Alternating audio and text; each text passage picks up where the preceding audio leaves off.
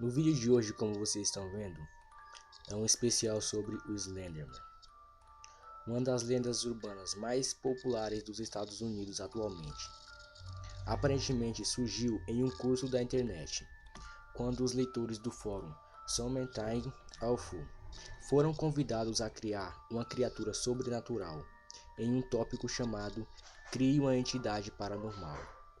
A ideia era trabalhar fotografias manipuladas e usá-las para enganar as pessoas em outros fóruns, como se elas fossem autênticas. Os membros do fórum começaram a manipular através de Photoshop imagens adicionando fantasmas e outras criaturas bizarras, usualmente acompanhadas de algum background ou explicação do que estava sendo visto. Em 10 de junho de 2009, um membro do fórum, chamado Victor Surge, enviou para um tópico duas fotografias e a história de uma criatura bizarra que atacava crianças. Assim teria nascido o mito Slenderman. Uma explicação suprida por Victor Surge a respeito das fotos enviadas detalhava que no dia em que aquelas fotos foram tiradas, 14 crianças desapareceram. Ele também contou que a biblioteca onde a fotografia foi encontrada queimou por inteiro por uma semana após a descoberta.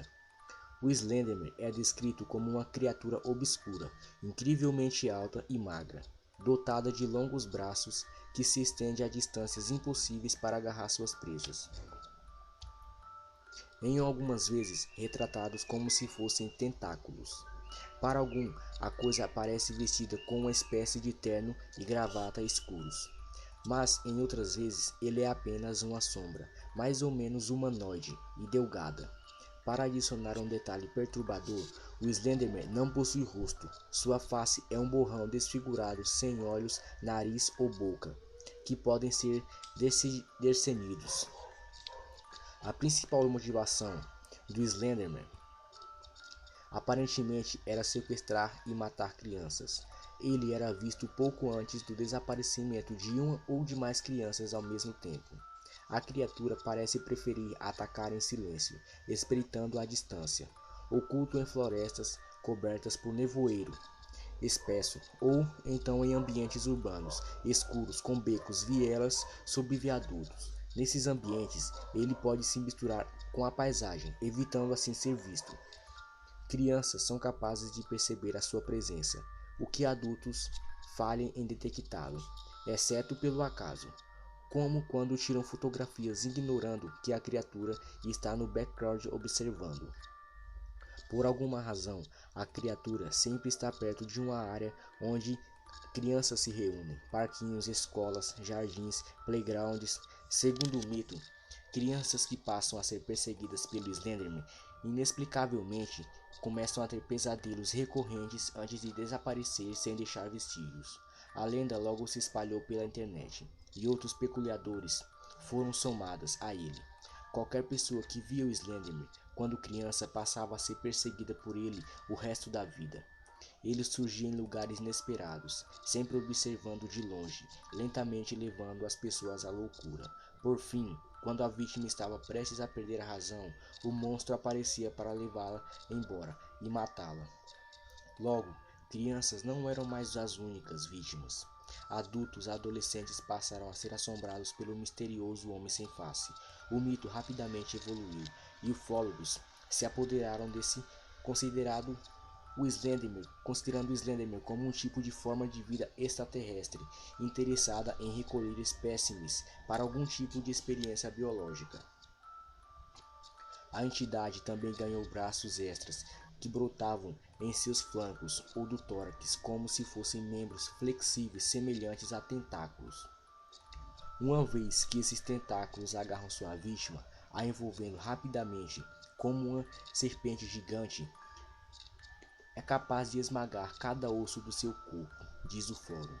O Slenderman também ganhou poderes hipnóticos, sendo capaz de mimetizar suas vítimas com um olhar paralisante, por tempo suficiente para que ele pudesse se aproximar e efetuar a captura da presa escolhida.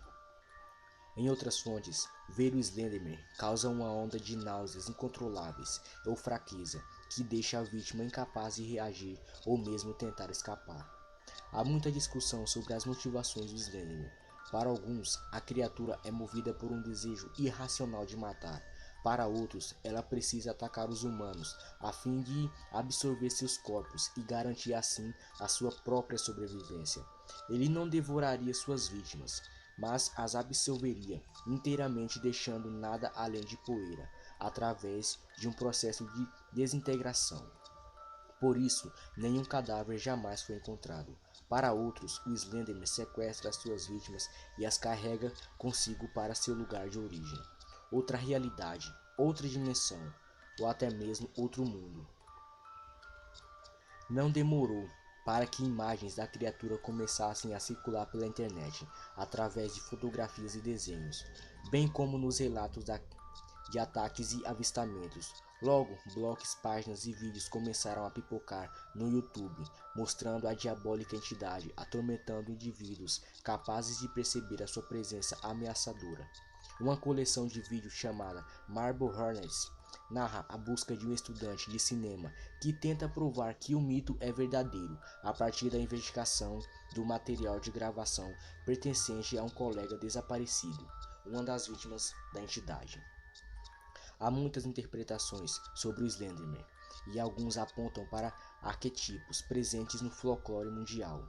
Há algo na lenda que remete à crença macabra da figura sombria, espreitando os vivos. Essa crença era algo comum na Europa medieval, quando os camponeses acreditavam que a morte visitava os vilarejos, observando suas vítimas pouco antes delas morrerem. No século XVI, um artista chamado Hans Holbein produziu várias obras, tendo como tema central a dança da morte. O momento em que a morte conduz suas vítimas em fila para o além. A ideia de uma criatura que persegue crianças também não é nada nova. Ao longo dos tempos, lendas como bicho-papão foram difundidas nas mais diferentes culturas, assumindo inúmeras formas e aspectos. O bicho-papão sempre foi uma alusão assustadora para que as crianças não acreditassem em estranhos, uma forma de educar através do medo. Recentemente, a lenda urbana e mito começaram a se manifestar no mundo real, ou pelo menos é o que algumas pessoas acreditam. Em novembro de 2009, um rapaz telefonou para um programa de rádio ao vivo, falando a respeito de pessoas com problemas psiquiátricos, para relatar que a sua namorada sofria alucinações com uma criatura semelhante ao Slenderman. Esse telefonema deu início a dezenas de outras ligações, com pessoas afirmando ter testemunhado algo semelhante ou conhecer alguém que via algo parecido com o Slenderman. Uma das pessoas que telefonou foi uma moça chamada Joanne, que contou alguns detalhes sobre sua infância, cheia de abusos e negligências, até começar a relatar visões de uma entidade que a apavorava desde seus 5 anos de idade. Ela relatou o seguinte: "Eu vejo desde que eu era uma menina, essa coisa demoníaca. Ele é como uma sombra muito alta, não tem rosto, e seus braços são muito longos. Eu sinto quando ele vai aparecer. Posso sentir quando ele está por perto. Consigo vê-lo no canto dos meus olhos, esticando aqueles longos braços para me tocar. Mas quando eu viro, ele não está mais lá. Mas de alguma forma eu sei que um dia eu vou me deparar com ele, e então ele vai me apanhar, e eu vou morrer."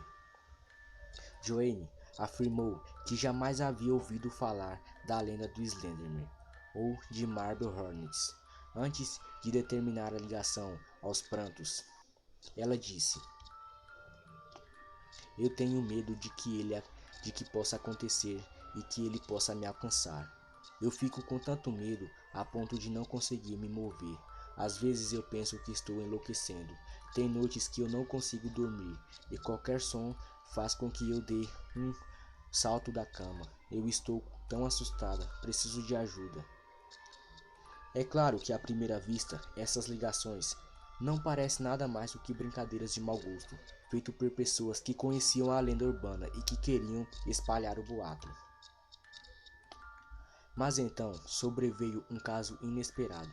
Em janeiro de 2009, o serviço da linha de apoio aos suicidas de Baltimore Maryland, recebeu uma ligação de um rapaz que se identificou apenas como Mike, dizendo que era perseguido por uma entidade estranha ou uma sombra alongada e que pensava em cometer suicídio, pois não aguentava mais aquela situação. A ligação foi gravada e após alguns minutos de conversa com Mike, ele desligou o telefone brutalmente.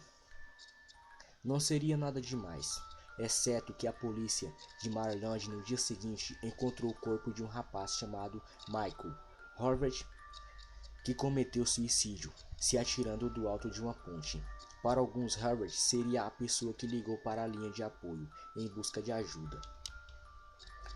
O caso ganhou uma certa notoriedade e entrevistas de canais de televisão com parentes e amigos do suicida apuraram que ele sofria de depressão profundamente e tomava medicamentos para controle de ansiedade. Então vem a pergunta: será que a ficção está invadindo a realidade e a imaginação das pessoas? Será que a lenda urbana realmente está afetando a mente de pessoas sensíveis e naturalmente propensas a acreditar na existência dela? Ou mais sério ainda, seria possível que essa mesma lenda de alguma forma estivesse se tornando forma a partir do inconscientivo coletivo com uma espécie de tupa? Algumas pessoas têm pesquisado as raízes dessa lenda urbana. Eles acreditam que seu suposto criador, Victor Surge, teria se inspirado em algo sobre a qual ele próprio teria vivido na sua infância. Falar que o Slenderman não seria uma criação, mas algo que já existia muito antes para reforçar essa teoria. Apontam para várias teorias envolvendo a grotesca entidade anteriores a 2009, ano em que ela supostamente foi inventada. Um conhecido explorador sobrenatural, que comanda um programa de televisão na TV a cabo americana, apresentou um especial sobre o Slenderman. Em um dos blocos, uma mulher que dizia ter tido encontros paranormais com a criatura foi entrevistada. A mulher, que preferia não se identificar pelo nome verdadeiro e queria ser chamada apenas de Mary, disse que tinha experimentado vários encontros com a misteriosa entidade, uma criatura sombria, com face distorcida e longos braços que se esticavam. Mary contou que via essa criatura desde sua infância nos anos 90, quando vivia com a família em Ohio. Após tratamento psicológico, acabou reprimindo essas lembranças e esquecendo o que havia acontecido.